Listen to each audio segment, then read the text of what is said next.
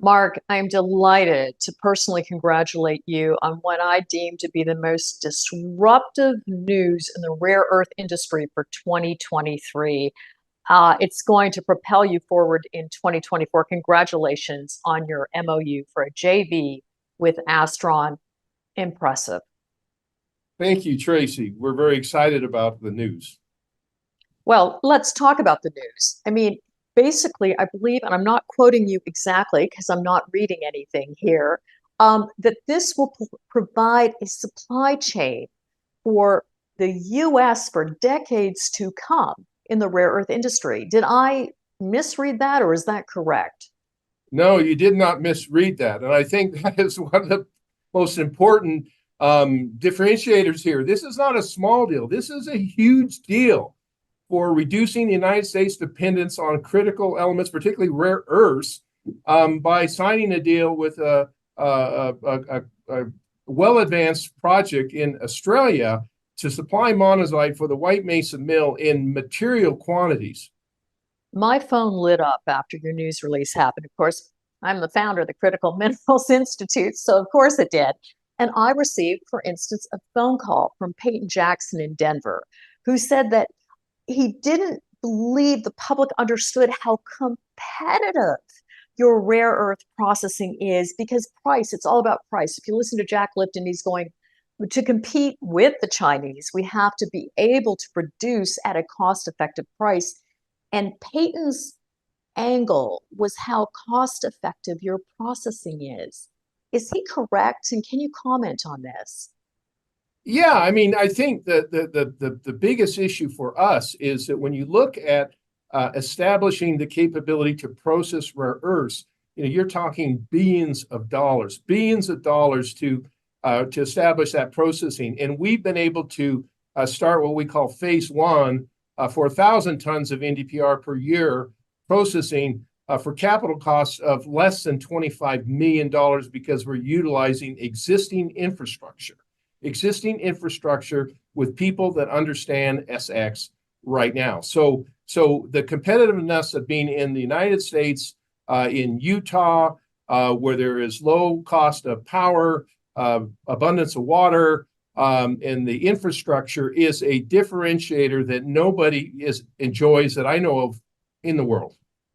Well, I'll tell you, someone in Denver does. But I have this list of questions. I also had a very long conversation with Christopher Ecclestone out of London this morning, who was going on about monazite and the competitive angle of this news release pertaining to the monazite. Can you explain to our audience what he means? Well, when you look at monazite, and if you go back, say 4 years ago or 5 years ago, monazite was a waste product because it was radioactive and nobody wanted it. Matter of fact, people buried it and it had zero value. Well, people have woke up and realized, and particularly the Chinese woke up a long time ago and realized that monazite was a key foundation for their rare earth supply chain that they put into place over the last number of years.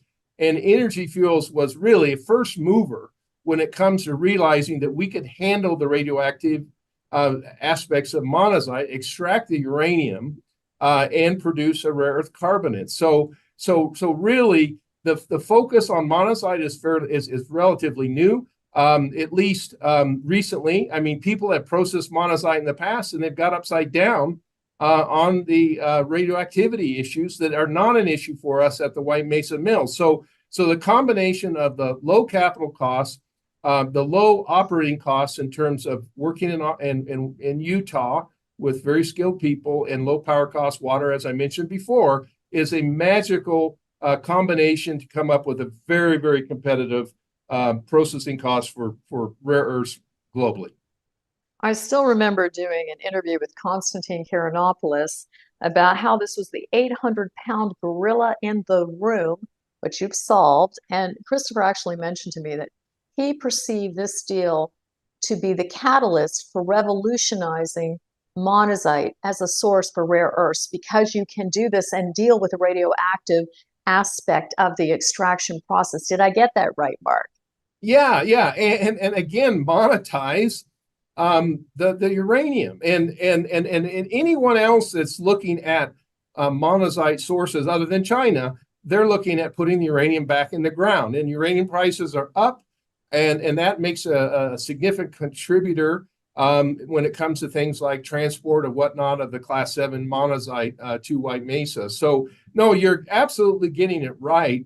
The ability to deal with the radionuclides, the deal to monetize those radionuclides to add additional value are all key elements. And the fact that monazite has great distributions of NdPr and heavies, the Dy and the Tb, mainly, those are the secrets to going forward in a competitive way, particularly with the Chinese.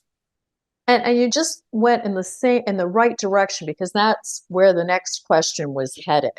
Was I don't think people appreciate that you've got the magnetic materials, you've got the heavies, you've got the neodymium, you've got the praseodymium, you've got the terbium, and some of the companies that get a lot of press coverage don't actually have that. They have the lights.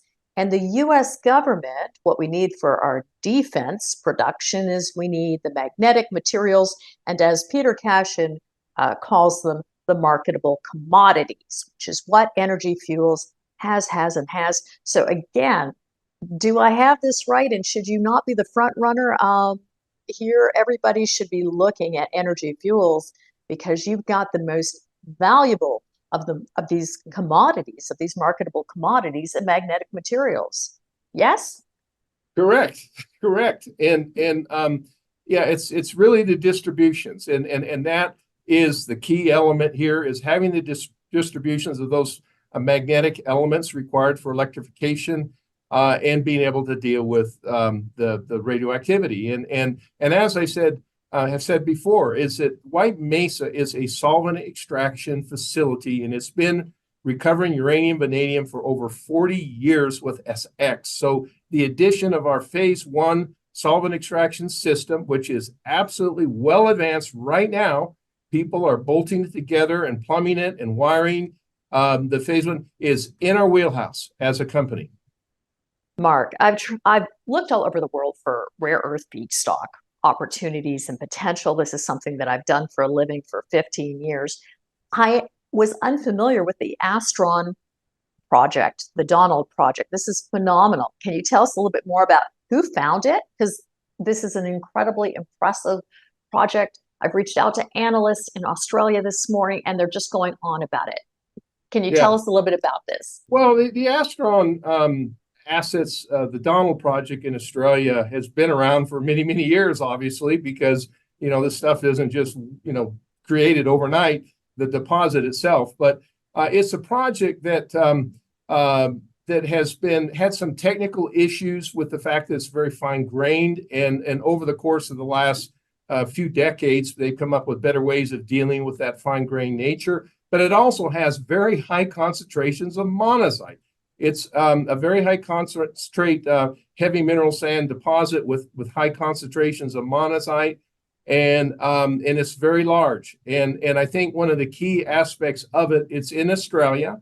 It's already permitted. It has all the licenses required to move forward. There's some final engineering work that has to be done, and it's permitted. So this is something that we can invest in potentially. We still got to complete the due diligence and be advancing and securing monazite in the next couple of years in material quantities. And I think when people look at the $122 million potential investment, we're basically about half of that is just the buy-in to the project. So everything else from there on is shared equally with our partner on the project. So it's really around $62 million to buy into this project, to have up to around 15,000 tons of monazite per year for potentially up to 50 years. So it's not a small deposit.